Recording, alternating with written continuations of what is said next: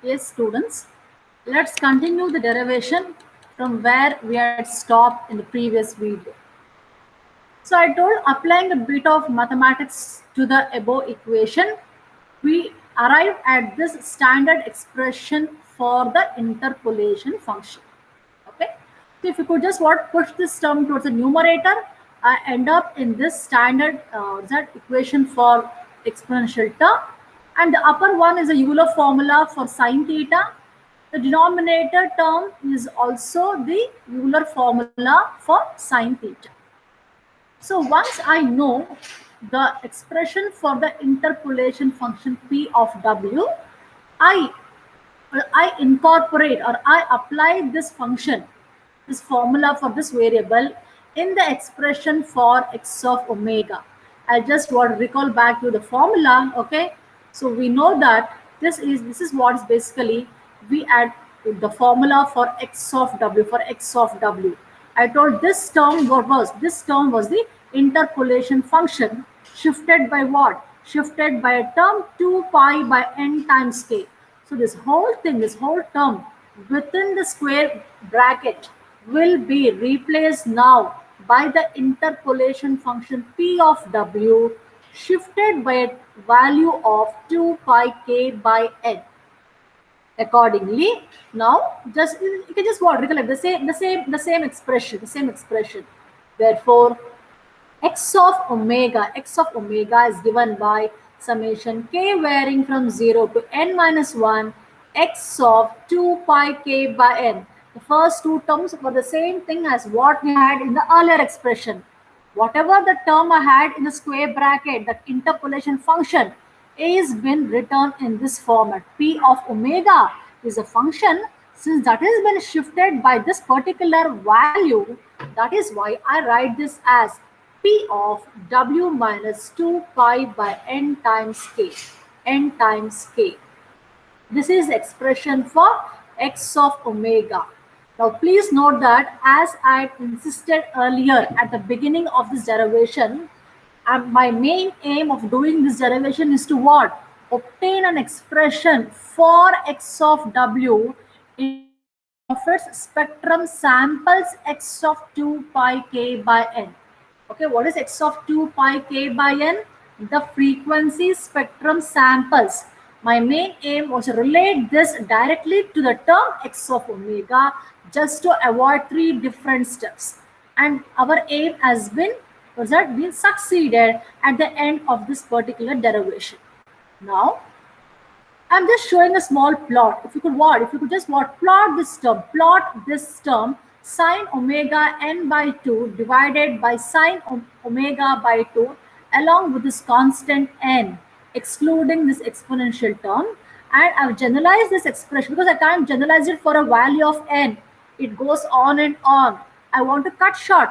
That is why I've restricted myself to the value of n is equal to 5, and the plotting looks something like this. The plotting of the interpolation function for the value sine omega n by 2 divided by n times sine of omega by 2 for the value of n is equal to 5. I'm not saying that this is not the exact replica of your sinc function, SINC function, as what you have learned in the previous semester, but a sort of resemblance, because in case of your sinc function,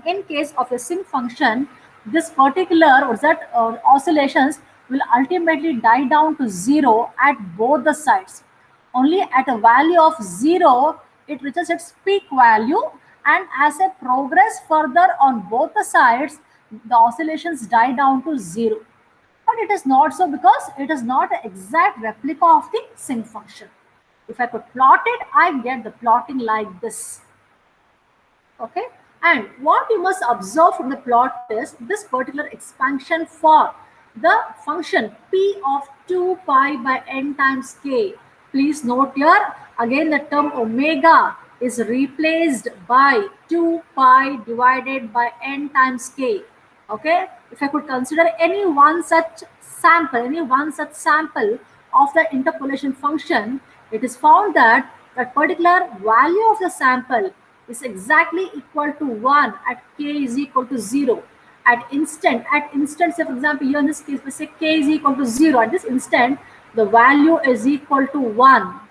At any of the values of k is equal to 1, 2, 3, 4, 5, whatever is the value, as the value of k ranges from 1 to n minus 1, all these values turns out to be 0 at both the intervals.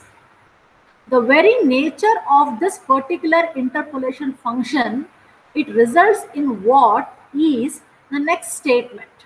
As a consequence of this, it's found that the value of x of omega for any given value of omega is equal to what? 2 pi k by n is same as the spectral sample of x of 2 pi k by n.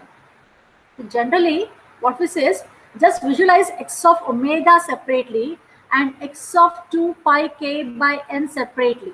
Okay. So what is x of omega? Once I subject x of n to Fourier transformation, I get x of omega, the frequency spectrum value. And that particular value of omega can range anywhere from minus to plus infinity. But since I want to discretize the spectrum, when I subject into sampling operation, I get the frequency samples designated by x of 2 pi k by n.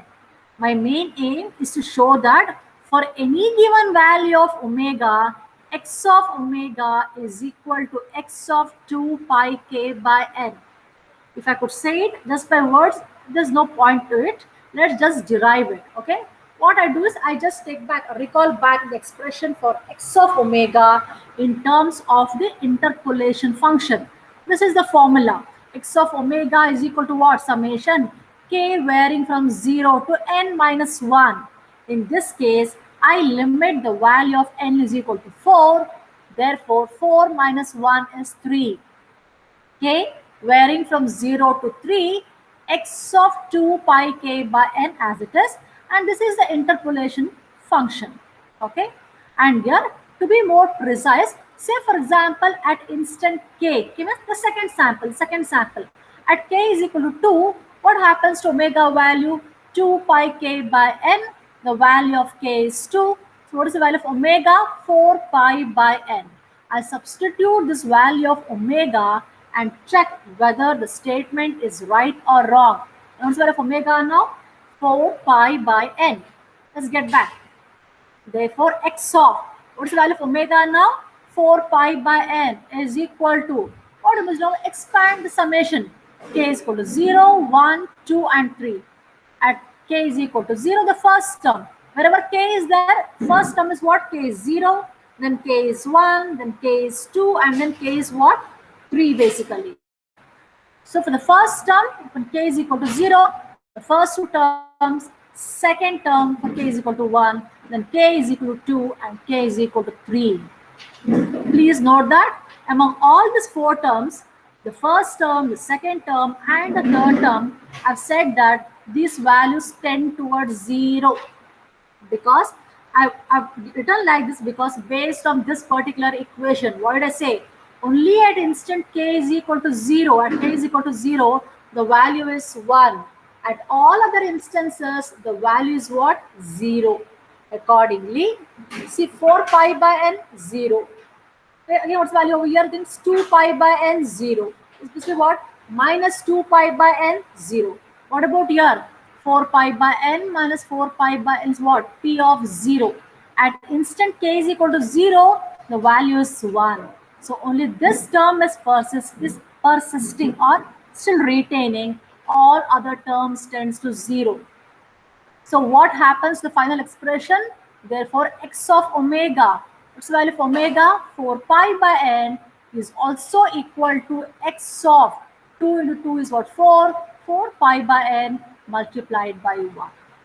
So the conclusion is that the value of x of omega is also said to be equal to x of 2 pi n by k. 2 pi n by k for any given value of omega, for any given value of omega. That is what we say.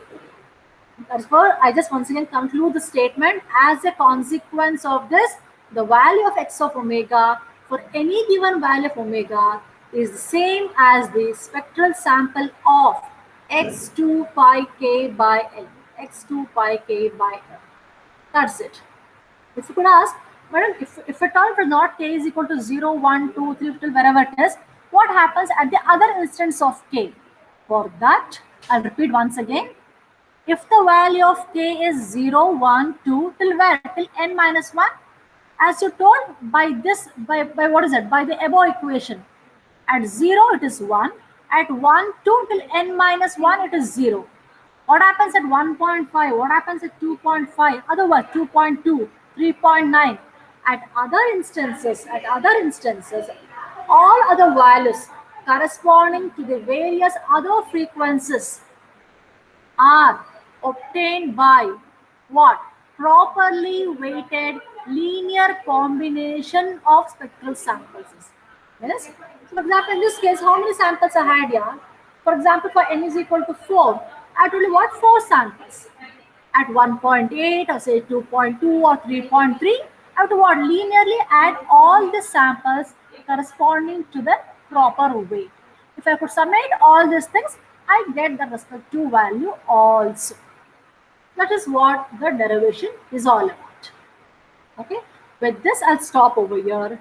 In tomorrow's live class, let's once again recall DFT and do a numerical, one or two numerical based on DFT.